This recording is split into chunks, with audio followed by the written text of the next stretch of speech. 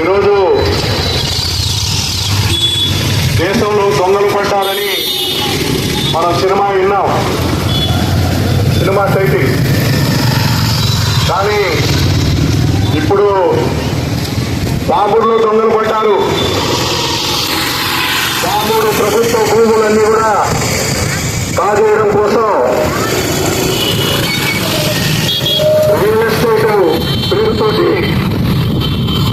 భూదందా చేసేటువంటి భూ బకాసురులంతా చేరి పామూరుకి నీటి వనరైనటువంటి కొత్త చెరువుని ప్లాట్లు పెట్టుకొని అమ్ముకోవడం కోసం, కోట్ల రూపాయలు కాజేయడం కోసం బడా బడా బకాసురులంతా ఇందులో ఇన్వాల్వ్మెంట్ అయ్యారు, ఇందులో భాగస్వాములు అయ్యారు. మాకు తెలుస్తా ఉంది, కొన్ని విషయాలు ఇంటి ఆశ్చర్యం వేస్తా ఉన్నాయి. ఈ చెరువును కాజేయడం కోసం 7 కోట్ల రూపాయల లంచం, 7 కోట్ల రూపాయల లంచం ప్రభుత్వ అధికారులు, రాజకీయ నాయకులు, అధికారంలో ఉండేటువంటి సంబంధిత పార్టీ నాయకులు వీళ్ళందరూ కలిసి పప్పులు బెల్లల్లాగా 7 కోట్ల రూపాయలు లంచాలు మెచ్చారు. ఆ 7 కోట్లతోటి పామూరు పాత చెరువుని కాజేసి పామూరు పట్టణానికి శాశ్వతంగా నీళ్లు లేకుండా చేసేందుకు సిద్ధపడ్డటువంటి వైనాన్ని మనం అందరం కూడా గమనిస్తే ఆశ్చర్యం వేస్తా ఉంది. చాలా మంది చెప్తున్నారు ఈ చెరువు కూడా అయిపోతే ఇంకేం మిగిలింది పామూరులో అని. అయిపోతున్నాయి, వాగులు అయిపోయినాయి, వంటలు అయిపోయినాయి, అదేవిధంగా దేవాదాయ భూములు అయిపోయినాయి. ఒక్కొక్కటి మింగేస్తా ఉన్నారు. ఇప్పుడే మా కావర్ భాష గారు మాట్లాడారు, ఆ చెరువు లేకపోతే ఆ చెరువు చుట్టూ ఉన్నటువంటి సగం పామూరు నీటి ఎక్కడికి అల్లాడిపోతా ఉంది. దాదాపు ఆ చెరువు కింద 4-6 ప్లాట్లు ఉండి ఆ ప్లాట్ల ద్వారా నీళ్లు కొనుక్కొని ఈరోజు దాహం తీర్చుకుంటా ఉన్నారు. అదేవిధంగా దాదాపు సగం పాముడు మొత్తం కూడా ఆ చెరువు కింద 1వ వార్డు నుంచి 8వ వార్డు వరకు మొత్తం భూగర్భ జలాలతోటి ఇళ్లలో ఉన్నటువంటి బోర్లు ఆ ఉన్నటువంటి ఉప్పు నీళ్ళైనా వాడుకునేదానికి వీలవుతా ఉంది.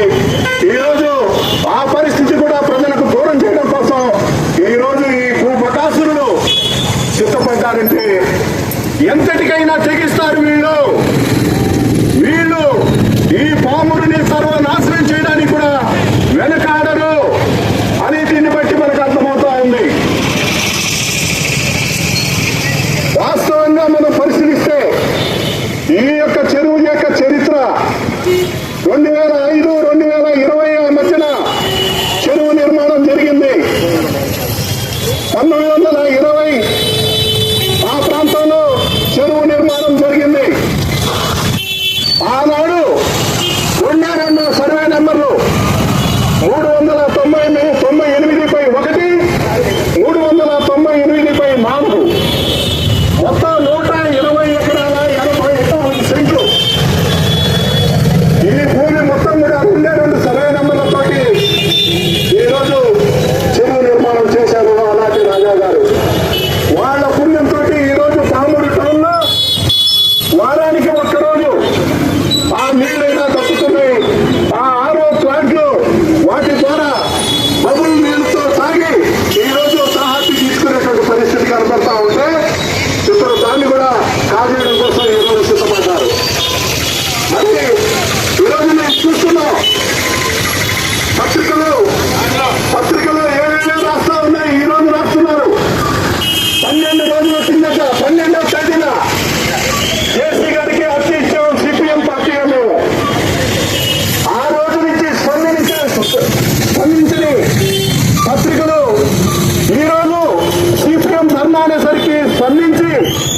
వార్తలు రాస్తున్నారు. సంతోషం, అభినందనీయం. కానీ నేను ఒక్కటే చెప్తున్నా, పత్రికా విలేకరులకు కానీ సోషల్ మీడియా కానీ వాస్తవాలు రాయండి, పరిశీలన చేయండి, రికార్డులు వెతకండి, రెవెన్యూ రికార్డులు వెతకండి, ఇరిగేషన్ ఆఫీస్కి వెళ్ళి స్మాల్ ఇరిగేషన్ ఏదైతే ఉందో వాళ్ళని అడగండి, వాస్తవాలు ఏమిటో తెలుస్తాయి. అవన్నీ కాకుండా ఎవరో కిరాయి ఇచ్చినటువంటి వార్తలతోటి పత్రికలు నింపొచ్చు. దయచేసి పత్రికా రంగం అంటే గౌరవం ఉంది. పత్రికా రంగానికి నిరంతరం మేము కూడా కట్టుబడి పనిచేస్తున్నాం. అటువంటి పత్రికా రంగానికి కలంకం తీసుకురావద్దని చెప్పి ఈ సందర్భంగా తప్పుడు వార్తలు రాయొద్దని చెప్పి మేము చెప్తున్నాం. మేము అడుగుతుంది 2 సర్వే నెంబర్ల గురించి అడుగుతున్నాం. అది 398/1, 398/4, మొత్తం 120 ఎకరాల 26 చెట్లు. ఈ భూమి మొత్తం దీని గురించి అడుగుతా ఉంటే అక్కడ 398/2 గురించి 398/2 గురించి పత్రికల్లో రాస్తున్నారు. ఎవరిని పక్కదారి పట్టించడానికి, ఎవరిని మోసం చేయడానికి, ఎవరి లబ్ధి కోసం మీరు చేస్తున్నారని నేను అడుగుతున్నా. రియల్ ఎస్టేట్ వ్యాపారులు వాళ్ళు వ్యాపారం కోసం వాళ్ళని ప్రచారంలో పెట్టారు, అది తెలుస్తా ఉంది. కానీ మిగతా వాళ్ళు కూడా పరిశీలన చేయకుండా ఎలా మీరు చెప్తారని మేము అడుగుతా ఉన్నాం. వాస్తవంగా ఈరోజు వెబ్ ల్యాండ్ లో ఉన్నాయి పేర్లు అని చెప్పి చెప్తున్నారు, ఇవి పట్టాలని చెప్తున్నారు. వెబ్ ల్యాండ్ ఎప్పుడు ఎక్కించారు? ఇప్పుడు కూటమి ప్రభుత్వం అధికారానికి వచ్చిన తర్వాత 2025 ఆగస్టు మధ్యన రమణ అనేటువంటి ఎంఆర్ఓ చేత లంచాలు ఇప్పించి ఎక్కించారు. మరి అంతకు ముందు ఎందుకు లేదు? అంతకు ముందు ఉన్నాయా ఈ పేర్లు? లేవు. మరి ఇప్పుడు ఎట్లా వచ్చినాయి? ఇవన్నీ పరిశీలన చేయకుండా కబుర్లు చెప్పాల్సిన అవసరం లేదని చెప్పి మేము చెప్పవస్తున్నాం. కాబట్టి మేము చూసాం ప్రభుత్వ నిషేధిత భూముల యొక్క పత్రిక చూసాం. ఇది ఇప్పుడు తయారు చేసింది కాదు. మనకు మొట్టమొదట రెవెన్యూ వ్యవస్థ ఏర్పడినటువంటి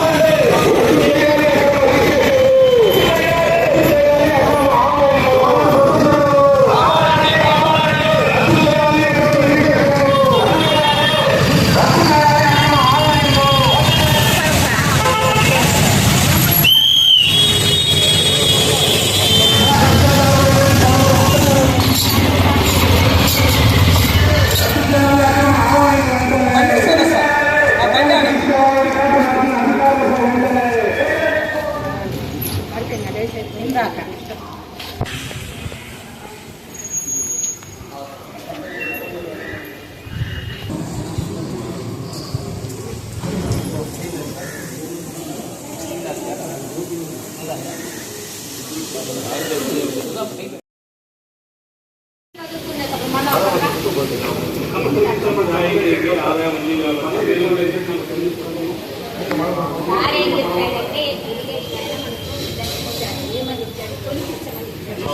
ఎంత ఉందంటే వాళ్ళు మాట్లాడుతున్న ప్రకారం 85 ఎకరాలు కొలిపించుకున్నాం. ఏంటంటే ఎంఆర్ఓ గారికి లెక్క పెట్టాం. ఎంఆర్ఓ స్కూల్ మనకి సర్వేని పంపించండి కొలిపించి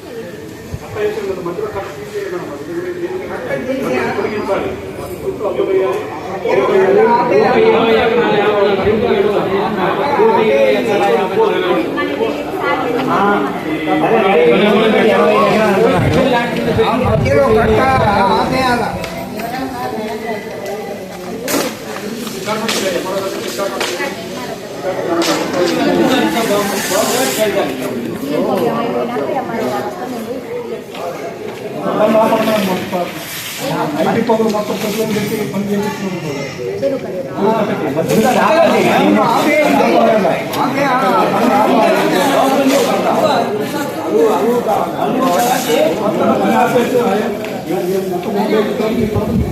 చెప్పండి రైతు భూమి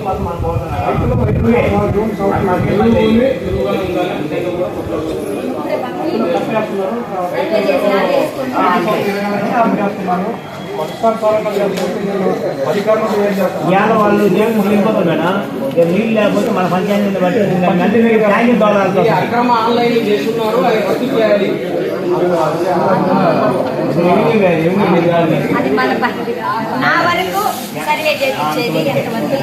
మనం కాపాడుతున్నాం మేడం. అది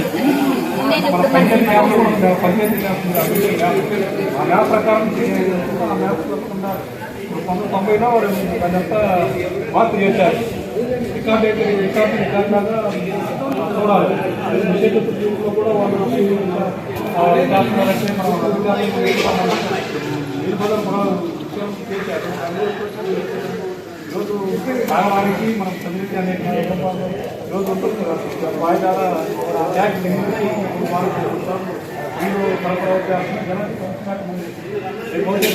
పూర్తి తెలుగు వాయిదా ఊడిపోతుంది.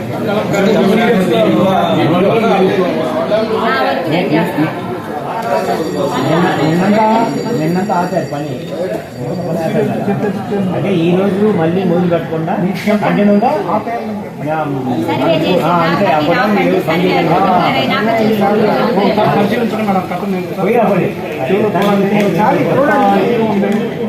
మధ్యలో కప్పేసి